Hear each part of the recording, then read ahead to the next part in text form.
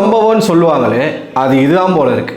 நான் ஏற்கனவே சொல்லியிருந்தேன், இந்த வீட்டுக்குள்ளே வரக்கூடிய வைல்ட் கார்டு கண்டஸ்டன்ஸ் எல்லாம் வைல்டாக வராங்க, பயங்கரமான சம்பவங்கள் எல்லாமே பண்ணியிருக்காங்க.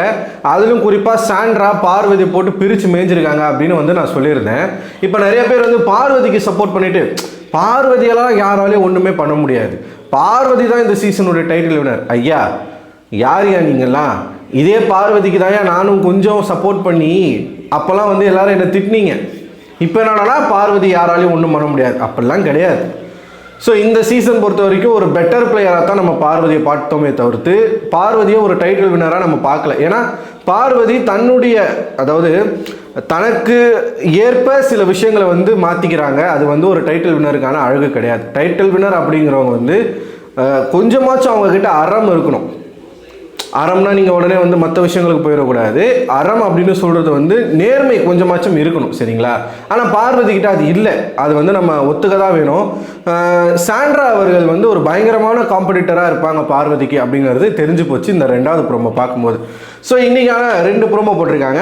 2 ப்ரோமோவும் நம்ம சேர்த்தே பார்த்துருவோம். ஃபர்ஸ்ட் ப்ரோமோவில் ஏற்கனவே நம்ம பேசினது தான்.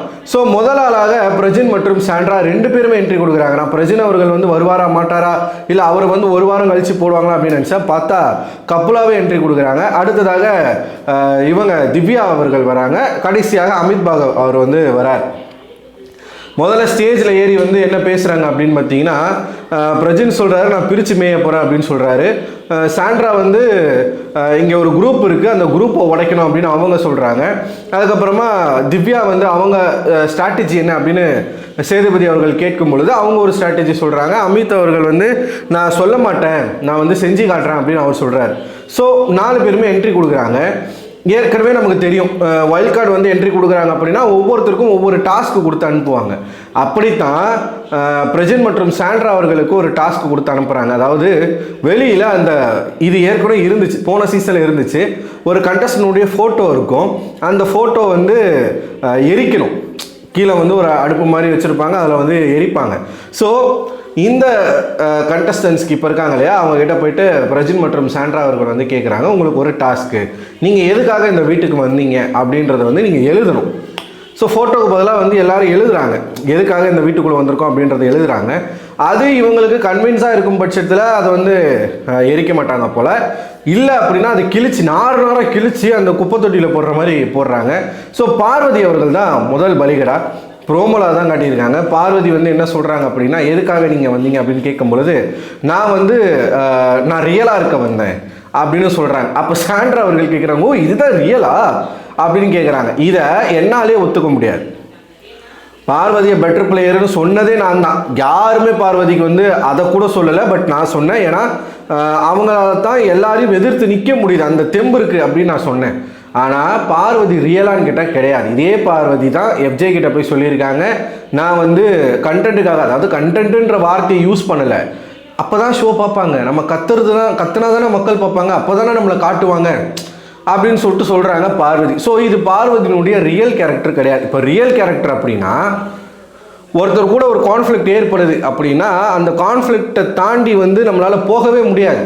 இப்போ எனக்கும் ஒருத்தருக்கும் ஒரு பிரச்சனை, அவங்க என்னை வந்து அசிங்கப்படுத்திட்டாங்க, என்னை அவமானப்படுத்திட்டாங்க அப்படின்னா திரும்ப நான் அவங்க மூஞ்சில் கூட முழிக்க மாட்டேன். இந்த வீட்லேயும் அப்படி தான் இருக்கணும், அதான் ரியல் இல்லையா? இப்போ பார்வதியோட லைஃப்பில் பார்வதிக்கு துரோகம் பண்ணவங்களோ இல்லை பார்வதிக்கு கெடுதல் பண்ணவங்ககிட்டே பார்வதி பேசுவாங்களா? பேச மாட்டாங்க, அதான் அவங்களோட ரியல்.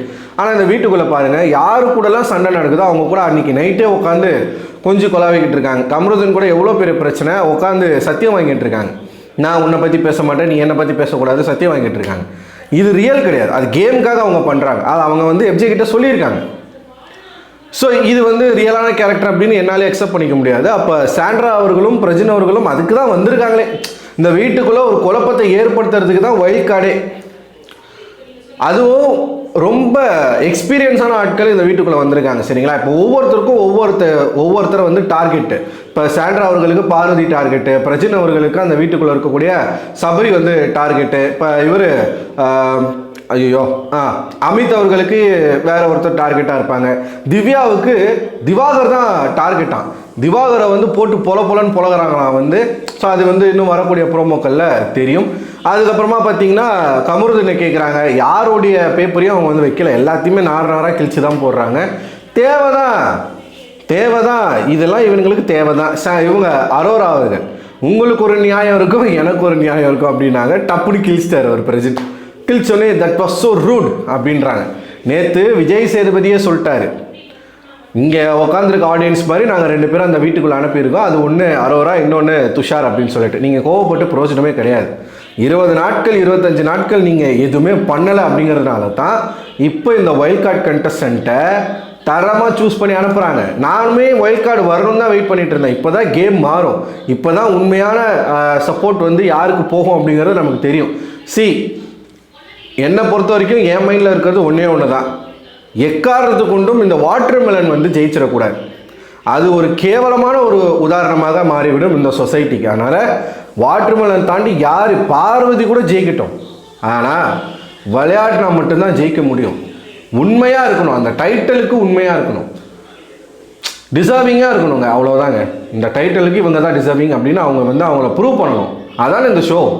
ப்ரூவ் பண்ணால் நம்ம வந்து தாராளமாக வந்து யாருக்கு வேணாலும் நம்ம சப்போர்ட் பண்ணலாம். ஸோ எனக்கு வைல்ட் கார்டு கண்டஸ்டன்ஸ் மீது கொஞ்சம் நம்பிக்கை இருக்குது. நம்ம அதுக்கும் ஒரு வாரம் பொறுத்துன்னு தான் பார்க்கணும். எப்பயுமே வந்த ஒரு புதுசில் அப்படி தான் ஜோராக இருக்கும். அதுக்கப்புறம் கொஞ்சம் கொஞ்சமாக அவங்களுமே டிசால்வ் ஆகுறாங்களா இல்லையான்றதை பொறுத்து இருந்து பார்க்கலாம். ஆனால் எனக்கு தெரிஞ்சு வெல் ப்ரிப்பேர்டாக வந்திருக்காங்க எல்லாரும். அவங்களுக்கு சொல்லி கொடுத்து அனுப்பியிருக்காங்க, இந்த எப்படிலாம் நீங்கள் பண்ணணுன்றதை சொல்லி கொடுத்து அனுப்பியிருக்காங்க. ஏன்னா வந்ததுலேருந்து எல்லாருமே அட்டாக் மோடில் இருக்காங்க. ஆனால் இது கொஞ்சம் ஓவராக போச்சு அப்படின்னா வைல்ட் கார்டு கண்டஸ்டன்ட் மேலே வந்து எல்லாருக்கும் என்ன வந்துடும்னா ஒரு வெறுப்பு வந்துடும், ஏன்னா ஓவராக பண்ணுறாங்க அப்படின்னு வந்துடும். தயவுசெய்து அந்த எண்ணத்தை யாரும் வளர்த்துக்காதீங்க. மக்கள்கிட்ட நான் வந்து ரெக்வஸ்ட் பண்ணி கேட்டுக்கிறேன். ஏன்னா இப்போ இருக்கக்கூடிய ஆட்கள் சரி கிடையாது. அவங்கள திருத்தணும் அப்படின்னா இந்த மாதிரியான விஷயங்கள்லாம் பண்ணி தான் ஆகணும். அதனால் அதை நீங்கள் அக்செப்ட் பண்ணி தான் ஆகணும். என்ன இப்படி பண்ணுறாங்க அப்படி பண்ணுறாங்கலாம் நினைக்காதீங்க. அவங்களுக்கு அது தேவை, தே டிசர்வ் தட். இப்போ இருக்கக்கூடிய கண்டஸ்டண்ட்டுக்கு அது வந்து டிசர்விங்கான ஒன்று தான், அவங்களுக்கு கொடுக்கணும். அப்போ தான் அவங்களுக்கு தெரியும்.